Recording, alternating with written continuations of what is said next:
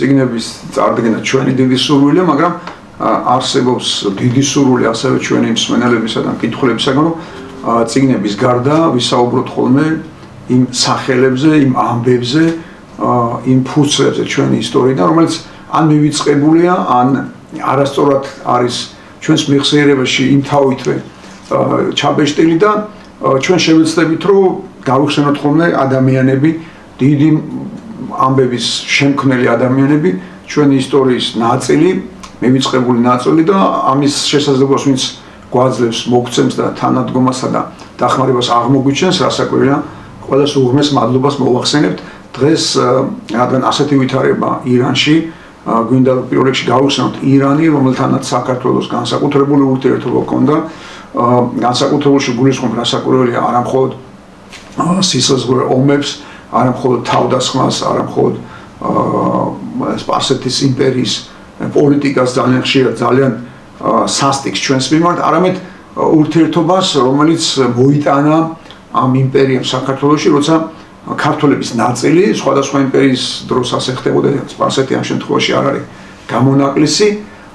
ქართველების ნაწილი აირჩევდა ხოლმე ასპარეზად უფრო დიდ სივრცეს, დიდ ქვეყანას და ამ პრობლემის სამსახურში ძალიან ხშირად სწორედ იმის გამო ხდებოდნენ, იმის გამო აღმოჩნდებოდნენ ხოლმე, რომ ქართულს არ შეიძლება ყოფილიყო რიგითი სამსახურის ერთგული და ყოველთვის მოთხოვნილება ჰქონდა დიადი და დიდი ასპარეზისაკენ და ასე აღმოჩნდნენ ქართველები დიდ ვეზირები ოსმალეთის იმპერიაში, წარმართულ პროცესა მონღოლების იმპერიაში, მერე რუსეთის იმპერიაში და თავისთავად სპარსეთის იმპერიაშიც და თუნდაც უმდილაძეების გვარის გახსენება არა მხოლოდ ერთის, არამედ მთელი დინასტიის თიულეთიდან ისპაჰანში აღმოჩენილი ქართული დინასტია, რომელსაც არა მხოლოდ ის შეძლო, რომ მთელი უზარმაზარი სპარსეთის იმპერიის მმართველი ყოფილიყო ძალიან ხშირად და დიდხანს და მთავარსარდალი, არამედ ყოფილიყო მათი არქიტექტურის, მათი კულტურის, მათი ხელოვნების საუკეთესო კაშკაშა წარმომადგენლები და დღეს მინდა გავიხსენო ადამიანი, რომელიც პირდაპირ გადაჯაჭვულია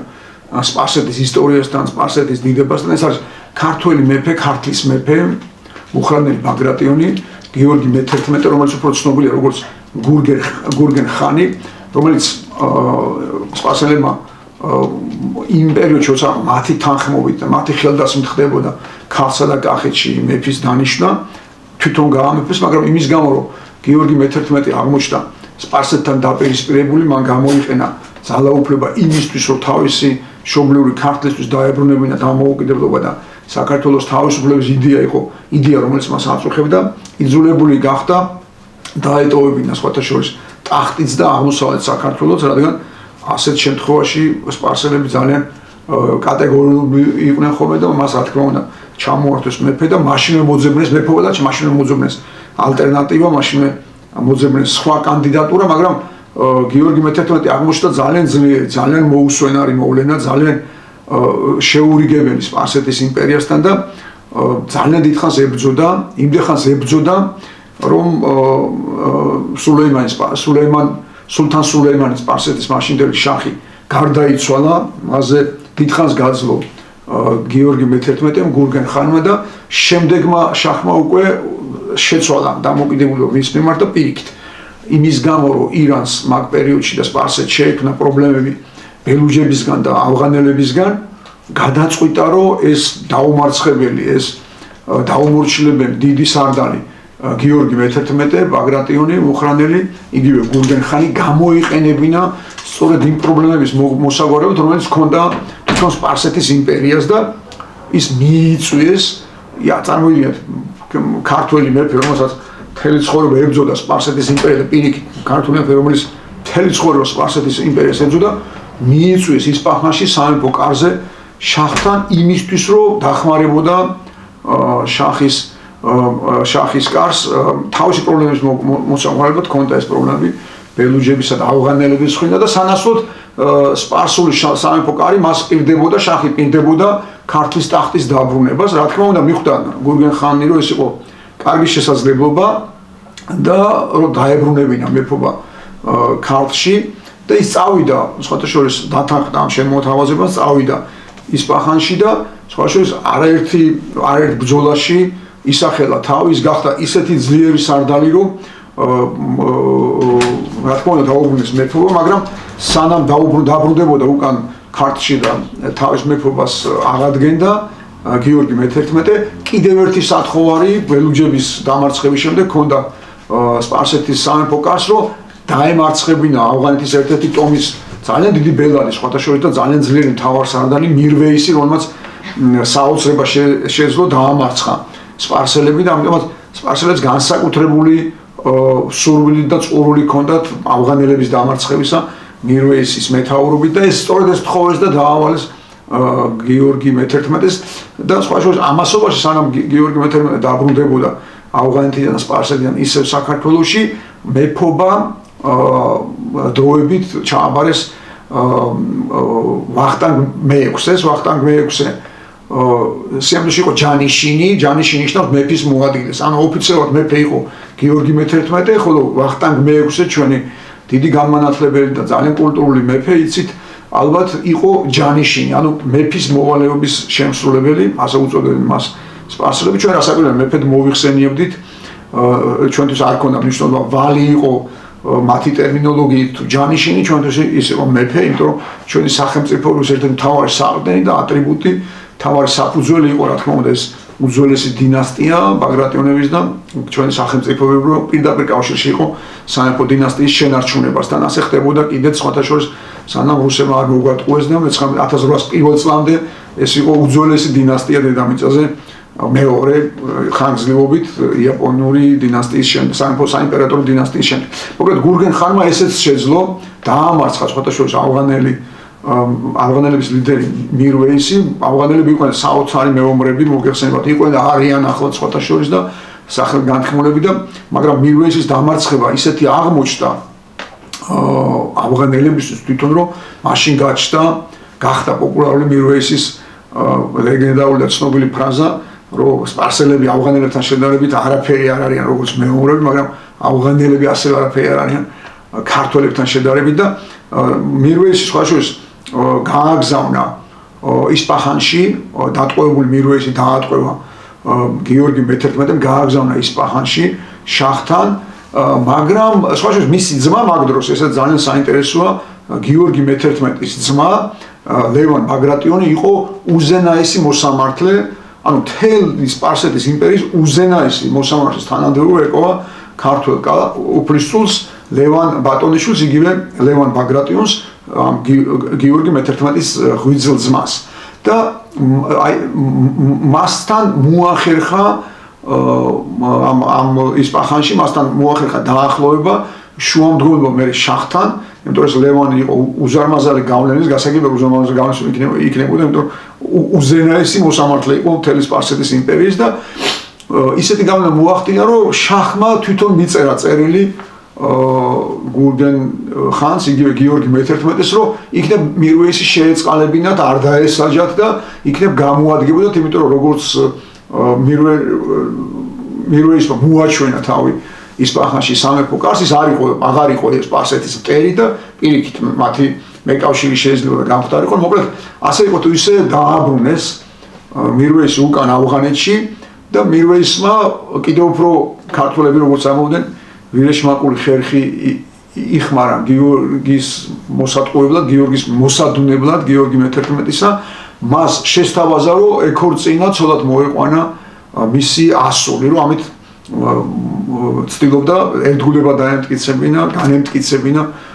მირვეისს და სხვა შორის გააკეთა ის რასაც რა თქმა უნდა ქართველები ვერ წარმოვიდგენდნენ იმიტომ რომ ადამიანი არ ვიყავით ჩვენ ამას მიჩვეული რომ ადამიანი ასე კპირდება მეგობრობას ურთიერთობას და პირიქით პატივისცემა უნდა და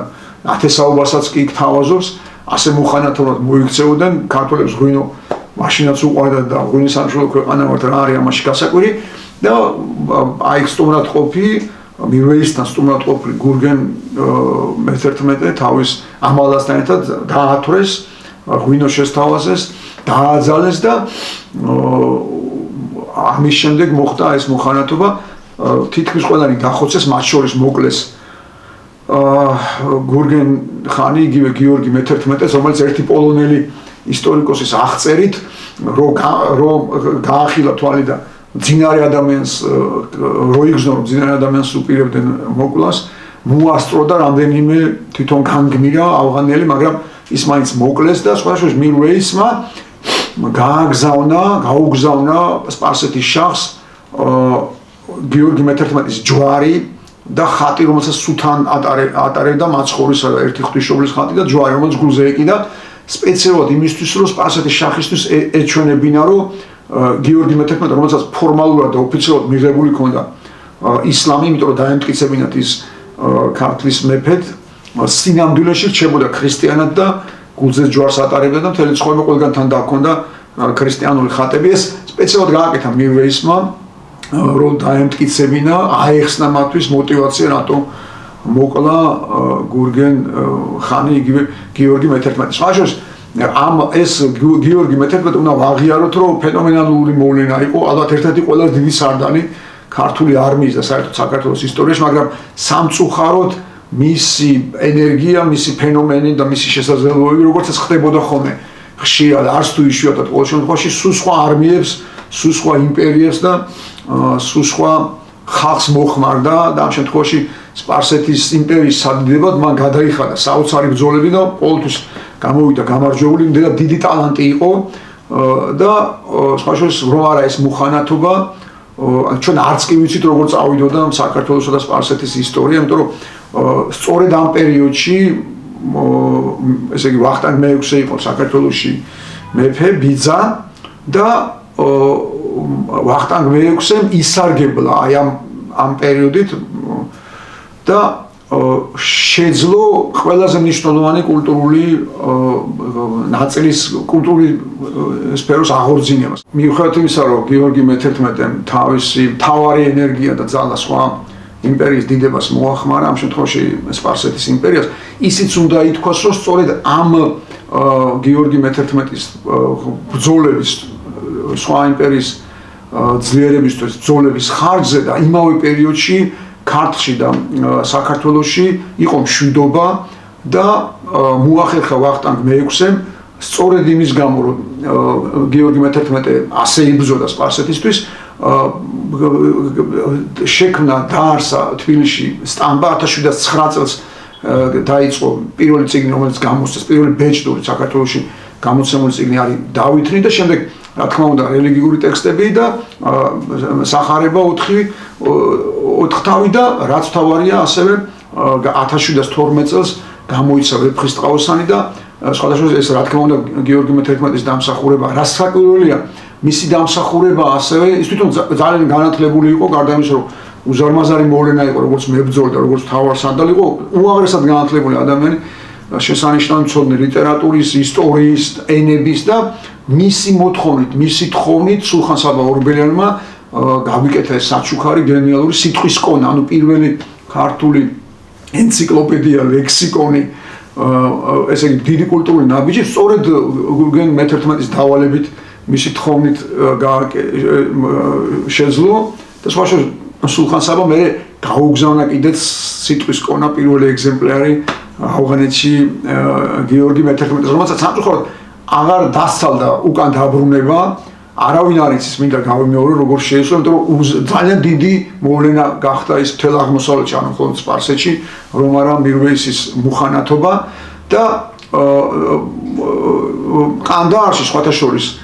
ავღანეთის იმ ნაწილში სადაც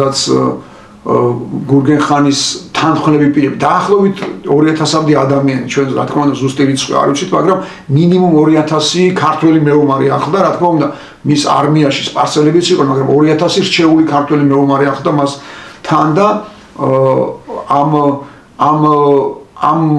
მეომრებისგან ცოცხალ გადარჩენილთა ნაწილი დარჩა სამუდამოდ იქ და შუაშორის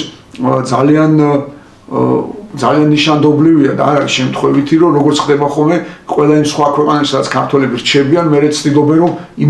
იმაზე ძლიერები იყვნენ იმაზე წარმატებულები იმაზე განთქმულები და ასე შემდეგ და არ არის შემთხვევითი რომ რომელიმე უცხოურ არხზე ნებისმიერ არხზე როცა აჩვენებენ აღელვებულ ავღანეთს ყოველთვის აჩვენებენ ყანდაარს რომელიც ყოველთვის ფეთქავს და ციმცინებს იმიტომ რომ იქ მოძრაობაა და ვინც ის ჩვენი წინაპრების ვინც ჩვენი ნათესობის ჩამომავლები რომლებიც გადამოცემით იციან, რა თქმა უნდა, რომ ქართველები იყვნენ მათი წინაპრები, იციან ისიც, რომ გურგენ ხანს ჩამოყვნენ და იციან ბევრი რამ, სხვათა შორის შესანიშნავი კინორეჟისორი ძალიან ადრე გარდაცვლილი გიორგი რევიშვილი ცდილობდა გადაეღო ფილმი სწორედ იმ ქართველებზე, რომელიც გაყვნენ გურგენ ხანს ავღანეთში, ასეთი საოცარი ამბავი მოხდა, იცით, რომ 1978-79 წლებში დაიწყო ომი ავღანეთსა და საბჭოთა კავშირის შორის, საბჭოთა კავშირმა მაშინ თვითონ ასე უწოდებდნენ შეზღუდული კონტინგენტი შეიყვანა ავღანეთში, მაგრამ სინამდვილეში არ იყო შეზღუდული, ასობით 1000 საბჭოთა ჯარისკაცი გააგზავნეს და ეს დიდხანს გრძელდებოდა და ამ თითქმის 10 წელი ეს ომი და საბჭოთა ჯარისკაცებს შორის რა თქმა უნდა იყვნენ ქართველებიც, ეგრეთ წოდებული ავღანეთის ჯარისკაცები და მათ შორის იყვნენ ქართველებიც და ასეთი ამბავი მოხდა ერთ-ერთმა ქართველმა ჯარისკაცმა ერთ-ერთ ციხესიმაგრეში ალყის დროს გამაგრებულმა, როცა ალყა გაიწელა, დიდხანს არ მოშდნენ ისინი ამ ციხესიმაგრეში, დაიწყო აღმოჩენების გაკეთება და აღმოაჩინა ქართული წარწერა იმ ჯარისკაცების, იმ მეომრების, რომლებიც ახდენ გურგენ ხანს მე-17 საუკუნის ბოლოს და მე-18 საუკუნის დასაწყისში და ამოიწერა სხვათა შორის ეს ამ ახალგაზრდა ქართველმა საბჭოთა ჯარისკაცმა და რომ დააბრუნდა, მე ისე მოხდა, რომ შეხვდა გიორგი რევიშვილს და გიორგი რევიშვილს მაშინვე გაუჩნდა იდეა, რომ დაეწერა სცენარიები, გადაეღო ფილმი აი გურგენ ხანზე, ესე გიორგი მე-11-ზე და იმ ქართველებზე, მოკლედ ვინც აღმოჩნდნენ ავღანეთში, იმიტომ რომ დღემდე არის დარჩენილი ავღანელი მეომრის ავღანეთში ქართველი მეომრის სახელი და დღემდე ახსოვთ ამდენი ხნის ამბავია, როდის ეგ მოხდა 1709 წელს, აი სხვათა შორის იმ წელს მოკლეს სწორედ გიორგი მე-11, როცა ვახტანგ მე-6-ემ გამოსცა დაბეჭდა პირველი ქართული წიგნი საქართველოში და გიორგი რევიშვილს ეს არ დასცალდა, მაგრამ ეს არის ჩვენი ისტორიის განუყოფელი ნაწილი და გასაგებია, რომ სხვა იმპერიის სამსახურში აღმოჩენილი ქართველია, მაგრამ ის დიდი ქართველია და დიდი მოვლენაა და ჩვენ დღეს იმიტომ გავიხსენეთ, რომ მისი დავიწყება არ გვინდა, მიუხედავად იმისა, რომ შეიძლება სხვები სხვაგვარად უყურებენ მის თავგადასავალს, მის ისტორიას და მის ფუნქციას და როლს, მეფეს და ადამიანს, რომელმაც სხვა იმპერიას მოახმარა თავისი ძალა და ენერგია, მაგრამ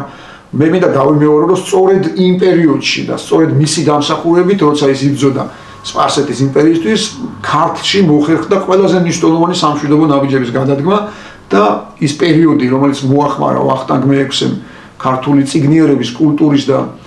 ხელოვნების განვითარებას, სწორედ არის გიორგი მე-11-ის დამსახურება.